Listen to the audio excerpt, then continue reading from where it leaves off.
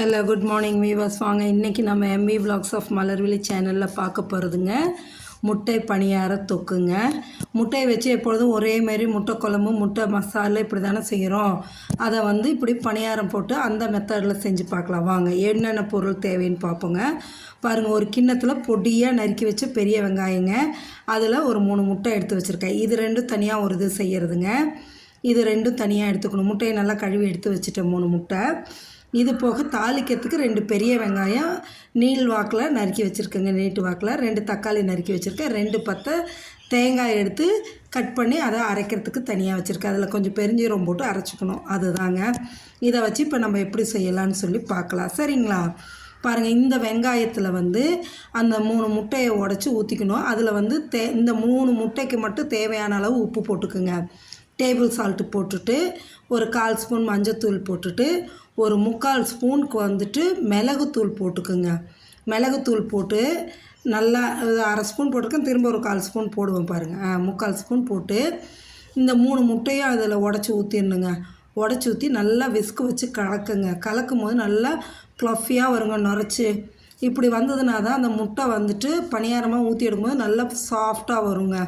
இப்போ நம்ம வானல் வச்சு எண்ணெய் ஊற்றிட்டு அதில் கடுகு பெருஞ்சீரகமும் போட்டு தாளிக்கணுங்க. கடுகும் பெருஞ்சீரகம் போட்டு தாளிச்சிட்டு இந்த வெங்காயம் தக்காளி போட்டு வதக்கணுங்க. இதுக்குள்ளே சைடு பை சைடு என்ன பண்ணால் அந்த முட்டை நம்ம அடித்து கலக்கி வச்சுருக்கோம் பாருங்கள், அதை பணியாரமாகவும் ஊற்றி எடுத்துக்கணுங்க. ஒரு பக்கம் இதுவும் ஒரு பக்கம் அதுவும். அப்படி ரெண்டையும் செய்யும்போது 10 நிமிஷத்தில் நம்மளுக்கு முட்டை பணியார தொக்கு ரெடி ஆகிடுங்க. இது நீங்கள் சப்பாத்தி, பூரி, இட்லி, தோசை எதோடு வேணாலும் சைட் டிஷ்ஷாக வச்சு சாப்பிட்லாம். சாதத்துலேயும் போட்டு சாப்பிட்லாம், நல்லா இருக்குங்க. முட்டை அந்த பணியாரத்தை சைட் டிஷ்ஷாக வச்சுட்டு அந்த தொக்கை மட்டும் போட்டு சாதத்தில் பசங்க சாப்பிட்டோம்னா அவ்வளோ நல்லா இருக்குங்க. இப்போ பாருங்கள், முட்டை இதுக்கு தொக்குக்கு நம்ம இது பண்ணுறதுக்கு வெங்காயம் வதங்கிடுச்சுங்க. நல்லா கண்ணாடி பதம் வந்தது தக்காளி போட்டு வதக்குங்க. நல்லா இது வதக்கிட்டு இருக்கையிலே இந்த பக்கம் பணியாரக்கல் சூடாயிடுச்சுங்க. அதுலேயும் கொஞ்சம் கொஞ்சம் எண்ணெய் ஊற்றிருக்கேன் குழியில். அந்த இதுலேயே இப்போ நம்ம இந்த முட்டை கலக்கி வச்சுருக்கோம் இல்லைங்க, வெங்காயம் இதெல்லாம் அதை எடுத்து அப்படியே கொஞ்சம் கொஞ்சம் ஊற்றிடலாம். ஒரு 3/4 குழிக்கு ஊற்றினா போதும். இந்த பக்கம் இப்போ தக்காளி வதங்கினதும் 2 ஸ்பூன் மிளகாத்தூளுங்க. மிளகாத்தூள்னா தனி மிளகாத்தூள் இல்லைங்க, குழம்பு மிளகாத்தூள் 2 ஸ்பூன் போட்டுட்டு ஒரு 1/2 ஸ்பூன் மஞ்சத்தூள் போட்டுட்டு இதையும் அப்படியே கிளறி விட்டுட்டு நல்லா பெரிய டம்ளருக்கு 1 டம்ளர் தண்ணி ஊற்றிடலாங்க. ஊற்றி நல்லா கலக்கி விடுங்க. கலக்கி விட்டுட்டு இந்த வெங்காய தக்காளியும் வெந்து வரணும். இந்த மிளகாத்தூள் மஞ்சத்தூளோட பச்சை வாசனமும் போயிடணுங்க. அந்த அளவு அது இதாகட்டுங்க.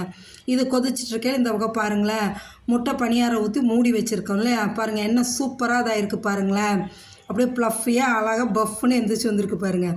அப்படியே ஒரு இதை வச்சு நீங்கள் இது பண்ணிங்கன்னா ஸ்ப்ளிட் பண்ணிங்கன்னா அழகாக பரண்டு வருங்க, சூப்பராக வருங்க. பாருங்கள், அப்படியே நீங்கள் கத்தியை வச்சு லேசாக இது பண்ணாவே அதே ஸ்ப்ளிட் ஆகி வரும். இதையாக பார்த்திங்களா? அப்படியே எல்லாத்தையும் எடுத்து திருப்பி விட்டுருங்க.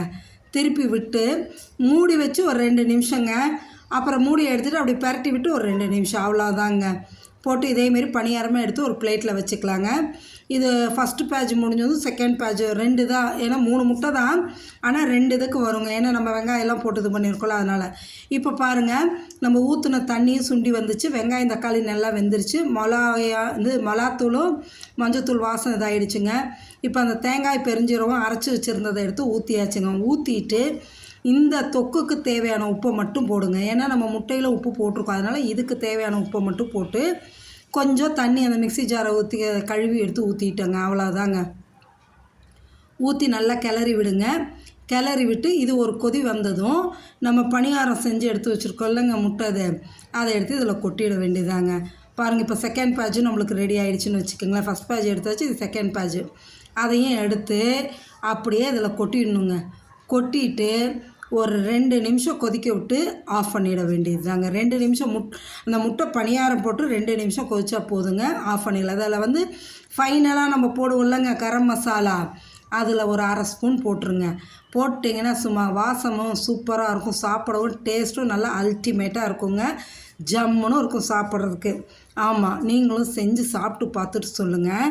இதை வந்து கட்டாயம் நீங்கள் செஞ்சு பாருங்கள், ட்ரை பண்ணி பார்த்தீங்கன்னா தான் தெரியுங்க. சூப்பராக இருக்குங்க. பாருங்கள் 2 பேட்ச் போட்டு எடுத்துட்டேங்க.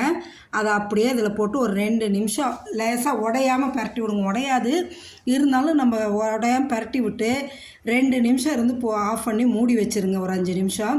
அதுக்கப்புறம் எடுத்து சர்வ் பண்ணிங்கன்னா இந்த மசாலாலாம் அந்த முட்டை பணியாரத்தில் உள்ளே இழுத்துடுங்க. இழுத்து அப்படி சாப்பிட முட்டை பணியாரமும் டேஸ்ட்டாக இருக்கும், இதுவும் நல்லாயிருக்கும். நீங்களும் செஞ்சு சாப்பிட்டு பார்த்துட்டு சொல்லுங்கள். நம்ம வீடியோவை பார்த்துட்டு ஷேர் பண்ணுங்கள், லைக் பண்ணுங்கள், மறக்காமல் சப்ஸ்கிரைப் பண்ணுங்கள். தடவை பார்க்குறீங்கன்னா சப்ஸ்கிரைப் பண்ணுங்கள், சரிங்களா? Okay viewers, thank you.